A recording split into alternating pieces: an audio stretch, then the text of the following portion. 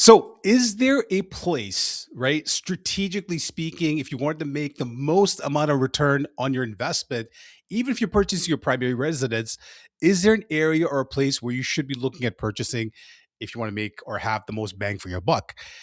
Obviously, in the grand scheme of things, you want to purchase your primary residence where you want to be close to work, where you have family. There's a million other things that people have going on in their lives, which kind of dictates where they end up purchasing their homes.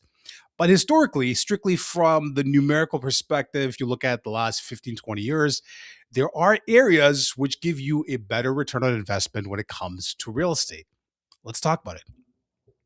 Okay, so first things first, let's get this out of the way. When it comes to real estate, getting a return on investment, the property type obviously matters. Yes, you have condo townhomes, condo apartments, you have semis, you have detaches, you have condo detaches that exist as well. So, in terms of these segments of different property types, yes, condo townhouse will give you a better return than a condo apartment. A semi will give you a better return than a condo townhouse. A detached over the long term will give you a better return than a semi detached. Let's just get it out of the way, right? That's clear. A detached will give you the highest return because it's essentially an independent unit. The value is of the land. So 50, 60 years down the road, when you sell that home, people can tear it down and build a brand new home in that piece of land. And that's where the value is. So, yes, let's just get it out of the way. All real estate types give you a return on investment. When it comes to property type, detaches by far give you the best return on investment. So, in about 15 years ago, maybe a little bit longer, 2008, right after the financial crisis in the US, property values took a hit. A lot of places like Orlando, Florida, you had Texas, a bunch of different states, the values dropped big time. So, we had a lot of these realtors from the US side coming to Toronto and doing these sales pitches to us about investing in real estate. And the example that I have for you is of Florida, Orlando, Florida. So they came down and they said that because of the the economic problems they were having, values had come down a lot. It was a steal of a deal. Things that were selling for 300,000 at one point were now selling for 50,000. And I remember looking at these condo townhomes, and they had HOA fees or maintenance fees. They were really small, about 130, $120 a month, and they were really nice. New construction, two bedrooms, three bedrooms, starting at like 40,000 US, going up to like 80,000 US. And at the time when they were pitching those numbers, compared to what was happening in Toronto, those were actually very good prices for townhomes. And if you've been to Orlando, Florida, it's lush, it's beautiful. I don't think there's any bad sort of, aesthetically speaking, I don't think there's any bad areas of Orlando, Florida. And so, everybody's sort of interested. The guy starts, I bought two, my girlfriend bought two, my ex girlfriend bought two. And that's where I was just like, okay, something's kind of fishy. So, anyways, he did his whole spiel. He gave the prices. Something that was selling for 300,000 is now selling for like 80,000. There was really nice two-bedroom units for like 30, $40,000. And so I went home.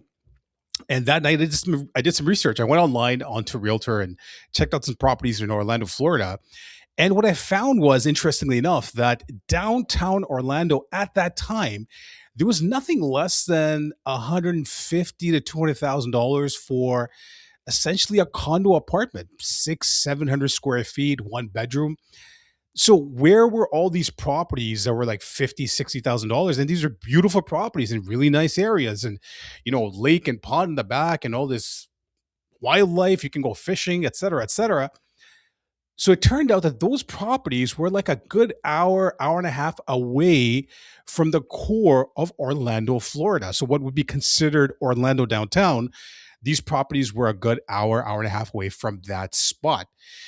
And so, I mean, I talked to a couple of like seasoned realtors, and what I realized and I found out afterwards was, if you want your real estate values to kind of stay strong, so then you have to stay close to the core of the city. So in our case, that would be downtown Toronto. And in the long term, you'll always notice, yes, you can go further out to Paris, Ontario. Um, I don't know, Fergus, Ontario. There's so many different areas where they've had a lot of rapid new construction happening, and you can purchase a place there. But when there is some sort of financial turmoil, when interest rates went up after COVID-19 and prices came down, when something like that happens, the areas that are most affected are those areas that are out of the core of the city. So, in a nutshell, if you're somewhere within the GTA, I mean, I guess, you can include Hamilton in there. On the east side, you can go as far as Ajax.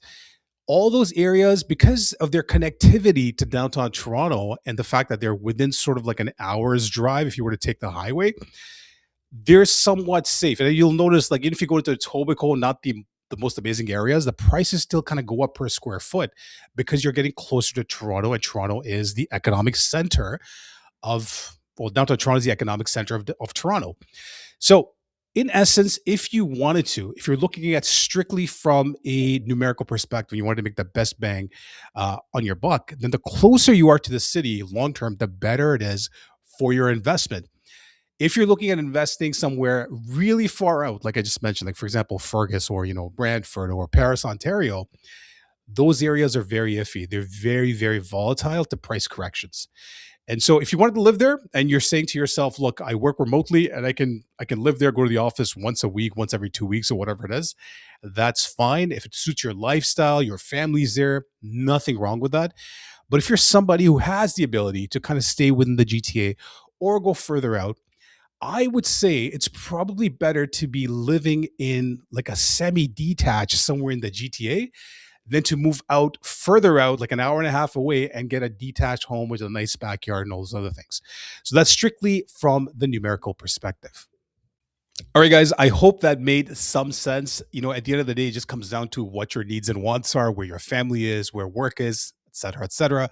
There's a million things to consider when you're thinking about making a move and purchasing your home.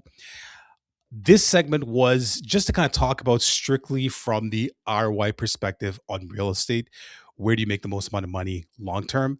And that would have to be at the core of any city, anywhere in the world. I hope this helps. If you have any questions about anything related to this topic, write in the comment section below. I'd love to hear from you, and I'll see you in the next video. Take care.